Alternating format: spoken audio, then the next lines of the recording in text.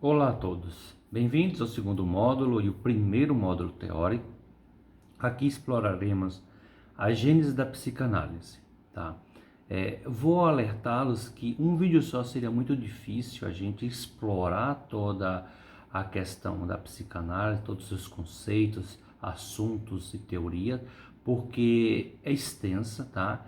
Então, assim como esse módulo, esse primeiro vídeo será um vídeo de apresentação para que vocês possam ter o norte do que estudar e o que verão nesse módulo a seguir, tá? Então vamos falar sobre a gênese da psicanálise, sobre a criação da primeira tópica, sobre a segunda tópica de Freud também. Falaremos também sobre os mecanismos de defesa, o desenvolvimento psicossexual infantil, uma breve pincelada, e falar também sobre os contemporâneos de Freud. Mas antes de mais nada, antes da gente começar a falar sobre a psicanálise em si, vale ressaltar e vale a gente levar vocês a um pouquinho antes da própria criação e falar sobre o criador, sobre o pai da psicanálise, sobre Freud, tá? Então, Sigmund Freud nasceu no dia 6 de maio de 1856 em Freiberg, na Morávia, filho de Jacob e Amalia Freud, judeus. Freud nasceu na Morávia, porém, devido aos enfrentamentos financeiros da família, a família Freud se muda para Viena, onde Freud continua seus estudos, se demonstra um aluno prodígio e a família aposta nos seus estudos, né? Então Freud inicia os seus estudos acadêmicos em medicina. Dentre os cursos que Freud desejava, além da medicina, tinha-se o direito e a filosofia, mas Freud acaba optando pela medicina e se especializa em neurologia. Freud percebe que as pacientes da sua época, as histéricas, eram tratadas de forma meio que para Freud diferenciada, já que os sintomas não eram de origem física e sim mental. A abordagem terapêutica da época de Freud para essas pacientes que acometiam a histeria era meio que ultrapassada, né? Então Freud, um estudante e muito curioso da mente humana, conseguia perceber que havia algo de errado com aqueles tratamentos e que essas sintomatologias e sintomas apresentados por essas pacientes, eles não estavam sendo bem cuidados e bem elaborados. Freud tinha um grande amigo chamado Joseph Breuer, que apresentou a Freud alguns trabalhos sobre histeria, sobre a hipnose, E Freud se vê interessado sobre o assunto. Então solicita uma bolsa de estudo para ir a Paris estudar com Jean-Martin Charcot, né, um neurologista bem famoso e conceituado para a época, que utilizava então a técnica de hipnose em seus pacientes histéricos. Vale ressaltar que Charcot conseguia não só tratar os pacientes histéricos, tirando essa patologia que eles apresentavam, como o Charcot também conseguia hipnotizar uma pessoa e implantar nessa pessoa alguns sintomas de histeria. Freud vê isso uma coisa muito interessante e tenta aprofundar o seu conhecimento e estudar o máximo que ele puder com Jean lá em Paris, no Hospital Salpêtrière. Então Freud faz seus estudos lá com Charcot e assim que termina, Freud retorna a Viena a trabalhar no Hospital Geral de Viena e inicia novamente contato com Joseph Breuer. Joseph Breuer, na época, atendia uma paciente, uma aristocrata austro-húngara, chamada Berta Pamphine, que ficou conhecida na literatura como Ana O. Seria o primeiro caso, um dos primeiros casos de Sigmund Freud e Joseph Breuer sobre a histeria, né? Breuer utilizava a hipnose para tratar a Ana O em seus insights analíticos, né? Que antigamente ainda não se chamava então psicanálise, tá? Falava-se tratamento, o Kurtal, que é o tratamento pela fala, né? Que o próprio Joseph Breuer, junto com a Ana, eles estavam nesses insights. Então, estavam utilizando a técnica de hipnose. O Breuer conseguia acessar alguns conteúdos recalcados da Ana. Depois o Breuer começou a utilizar o método catártico, que era trazer a essas informações, essas lembranças traumáticas do inconsciente para o consciente através da fala. Então, através do método catártico, que é essa lembrança dos seus traumas trazido, né, à luz da consciência, o trauma, o paciente ele começa a melhorar a sua sintomatologia. Freud então começa a atender junto com Breuer, né? A Ana. E Freud vai fazendo alguns experimentos, vai tentando junto com Breuer tirar essas patologias de Ana O, né, que não era andar, ela não comia. Ana O era uma jovem que falava 4 idiomas, e desses 4 idiomas ela acabou esquecendo, não falava nem seu idioma materno, ela só se comunicava em inglês. Então Freud, junto com Breuer, percebe que a própria hipnose ela já não se vê muito promissora, tá? Porque Freud consegue perceber que os pacientes, eles, quando são hipnotizados, são através de sugestões, tá? É uma sugestão hipnótica que o paciente recebe, e essa sintomatologia ela desaparece por um determinado tempo, depois elas voltavam.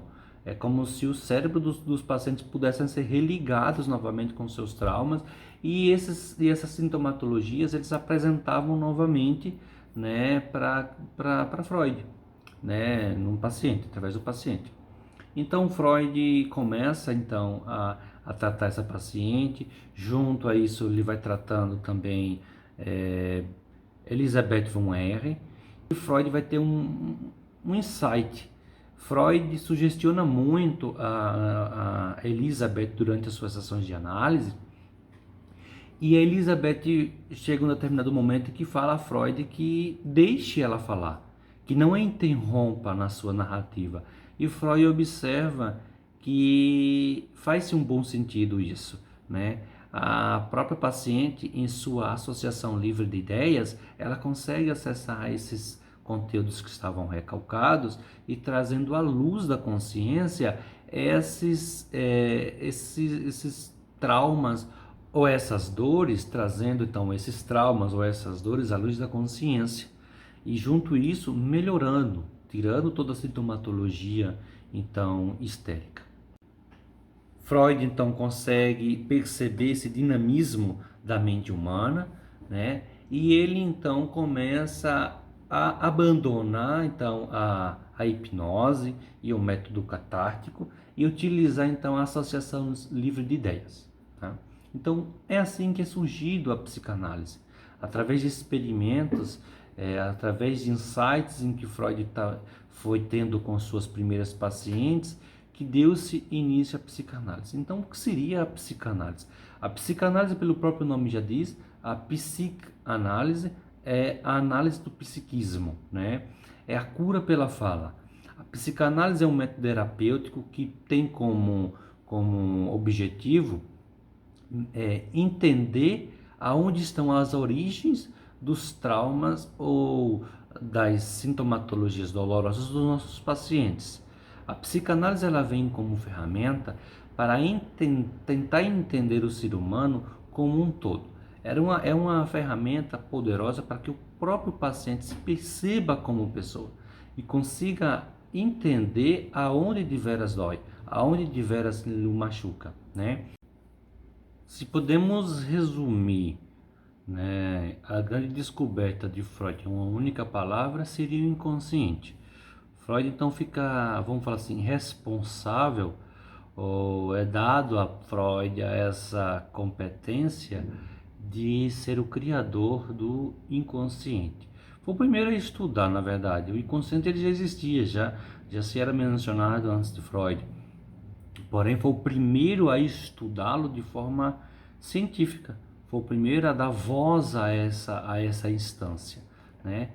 E é uma das instâncias da formação da primeira tópica de Freud.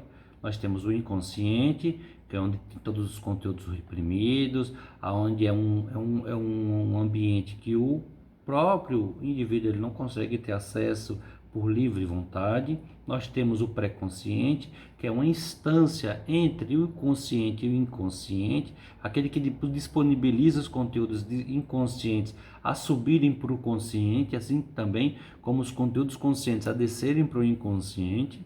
E nós temos o consciente, que é a instância relacionada às informações e aos estímulos presentes, né, do mundo externo para o mundo interno. Ela é dotada por percepções e por raciocínios. Ela é movida mais pela questão lógica, né? Lógico, logo, né? A nossa consciência é tudo aquilo que a gente consegue lembrar, aquilo que a gente consegue ter acesso. Nós podemos ver também nesse primeiro módulo sobre as questões das fases psicossexuais infantis. Vocês vão perceber ao longo do curso que o Freud fala muito sobre sexualidade. Aqui abrimos uma aspa para não dizermos que Freud é um perverso, tá? Uma pessoa que só fala sobre sexo. A sexualidade aqui é como um todo, não é simplesmente ao ato sexual em si.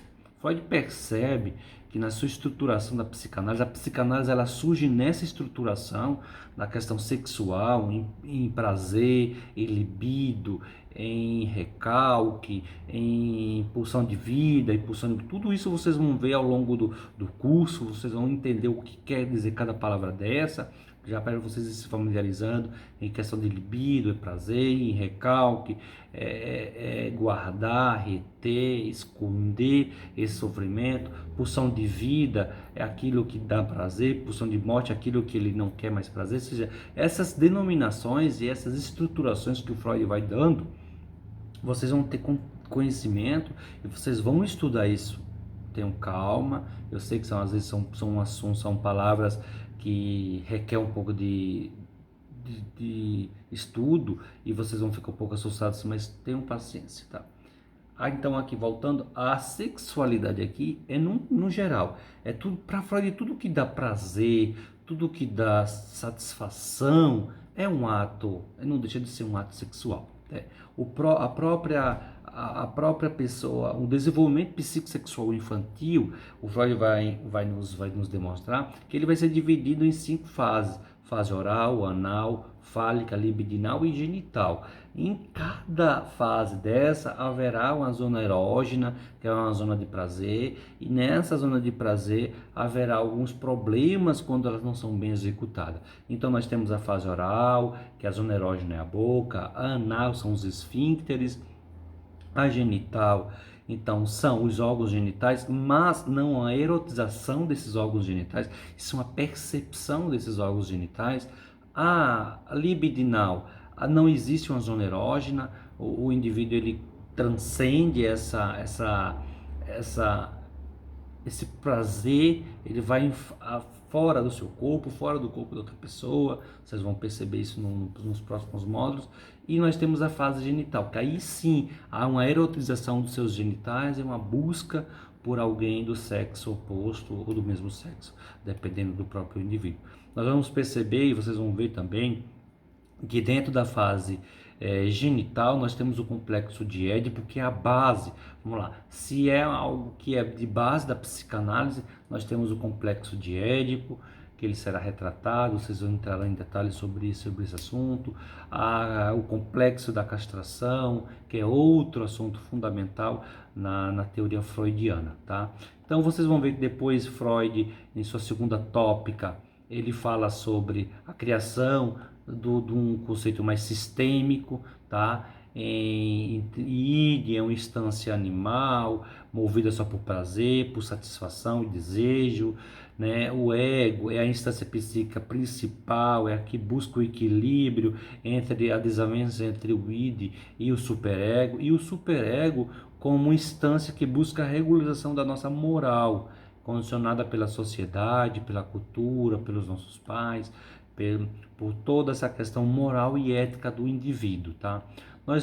Também vocês vão ver aqui nesse módulo, a questão dos mecanismos de defesa que o ego produz, tá? São mecanismos para que ele possa suportar essa dor, para que ele não viva a dor. Nós temos o recalcamento, nós temos a força reativa, a regressão, a projeção e a racionalização. São mecanismos que vocês vão perceber, até mesmo quando a gente for falar sobre as psicopatologias, que são defesas que o ego cria para que a gente possa não sentir dor e não sentir sofrimento, tá?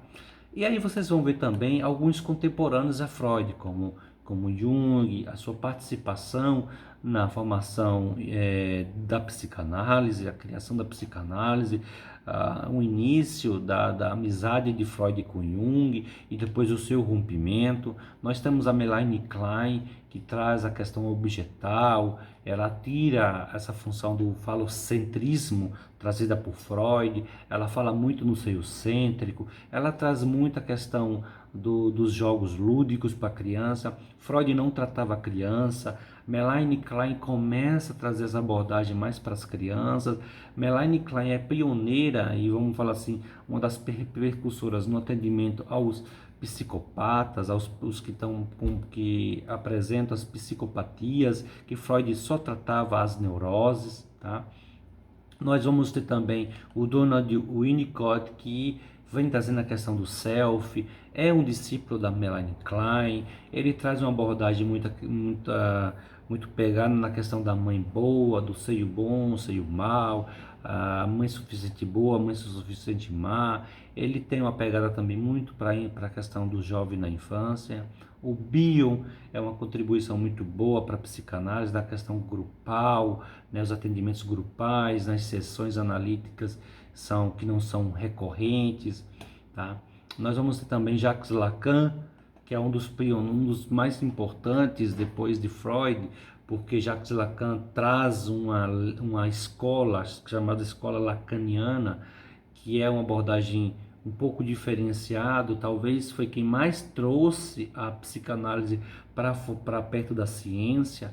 Lacan reestrutura Freud estava sendo esquecido na época de Lacan, mas Lacan traz toda uma estruturação freudiana, um reestudo, uma releitura na questão de Freud, e com isso Lacan vai moldando a psicanálise um pouco ao seu modo, um modo mais linguístico, e forma então o cartel e a psicanálise lacaniana, tá?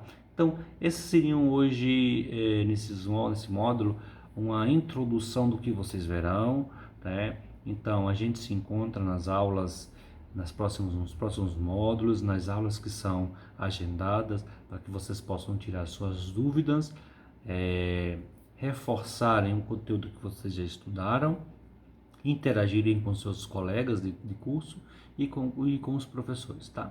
Então, espero vocês na próxima aula. Fiquem com Deus e até o próximo módulo.